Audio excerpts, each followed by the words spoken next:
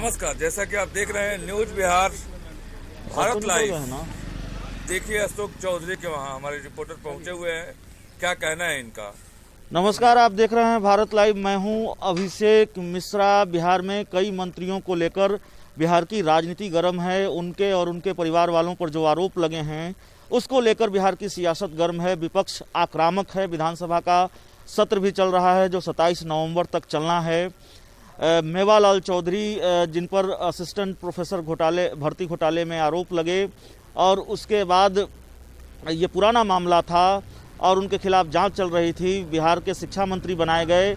विपक्ष जब हमलावर हुआ, सरकार की फजीहत बढ़ी तो उनको इस्तीफा देना पड़ा। अब मेवालाल चौधरी की जगह अशोक चौधरी को बिहार का शिक्षा मंत्री बनाया गया है और उनकी पत्नी पर भी आरोप हैं। हम उनके घर के बाहर मौजूद हैं। हम उनसे बातचीत करने की कोशिश कर रहे थे, लेकिन हमें जानकारी दी गई है कि वो घर पर नहीं हैं। दरअसल अशोक चौधरी को लेकर विपक्ष पूरी तरह से हमलावर है और तेजस्वी यादव ने ट्वीट किया है। तेजस्वी यादव ने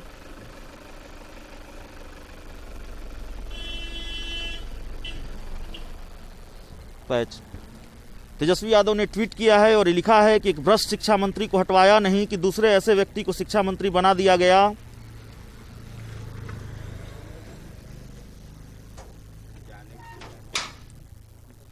तेजस्वी यादव ने ट्वीट किया है और लिखा है कि एक भ्रष्ट शिक्षा मंत्री को हटवाया नहीं कि दूसरे ऐसे व्यक्ति को शिक्षा मंत्री बना दिया जिन पर सपरिवार करोड़ों के गबन की सीबीआई जांच चल रही है। यह अशोक चौधरी के लिए लिखा गया है। नीतीश जी की ऐसी क्या मजबूरी है जो शिक्षा व्यवस्था सुधारने की बजाय ऐसे कारनामे वाले को मंत्री बनाया जो किसी सदन के सदस्य नहीं है। क्या राज हैं जी। तो तेजस्वी यादव ये सवाल पूछ रहे हैं बिहार के मुख्यमंत्री से कि किसी सदन के सदस्य नहीं है अशोक चौधरी, फिर भी उनको मंत्री क्यों बनाया। उनके परिवार के एक सदस्य पर भ्रष्टाचार की जांच चल रही है, सीबीआई जांच चल रही है। हम अशोक चौधरी जी के घर के बाहर मौजूद हैं। बताया गया है, हम बात करने की कोशिश कर रहे हैं, बताया गया है कि वो घर पर मौजूद नहीं है। हालांकि अभी जेडीयू के मुख्य प्रवक्ता संजय सिंह अंदर पहुंचे हैं और बाकी नेता भी अंदर पहुंच रहे हैं, तो लगता नहीं है कि अशोक चौधरी घर पर नहीं हैं, क्योंकि जेडीयू के जो नेता हैं संजय सिंह जो मुख्य प्रवक्ता हैं और जो दूसरे नेता हैं वो मिलने के लिए पहुंच रहे हैं। हो सकता है अशोक चौधरी की गैर मौजूदगी में पहुंच रहे हैं। ये जानकारी मुझे नहीं है, माननी पड़ेगी ये बात अगर बताई गई है कि अशोक चौधरी जी घर पर नहीं हैं। हम उनसे बात करने की कोशिश कर रहे थे। कुछ दूसरे सवाल थे कोरोना को लेकर, हम उनसे उन सवालों पर भी बात करने की कोशिश करने वाले थे, लेकिन शायद अशोक चौधरी जी बात नहीं करना चाहते, शायद उन सवालों के जवाब नहीं देना चाहते। और जाहिर है जिस तरीके से विपक्ष आक्रामक हैं, जिस तरीके के सवाल हैं, उन सवालों से सरकार तो असहज है, सरकार में शामिल लोग असहज हैं, जेडीयू के जो नेता और प्रवक्ता हैं वो असहज हैं और असहजता साफ तौर पर नज़र आ रही है।